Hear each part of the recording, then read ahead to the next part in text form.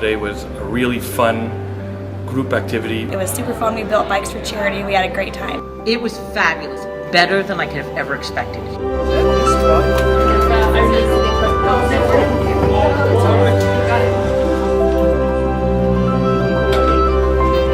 We were all working as teams to build bikes and decorate them and put them together and then come up with a marketing program. And the creativity that I saw today was really remarkable.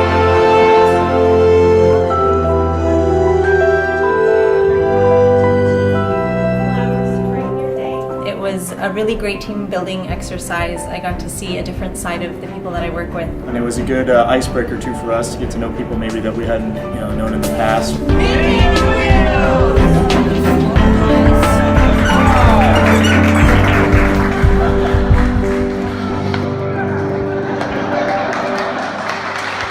Fantastic, got everybody involved and engaged. Everybody felt great about supporting a good cause. And the fact that we were able to do something at the end of the day that supported a charity and give the bikes back to kids was terrific. I think this really not only helped us in getting to know one another a lot better, it brought out our creative side and our competitive side too. I couldn't have been more pleased. If I had to rate it from 1 to 10, you'd get a 20.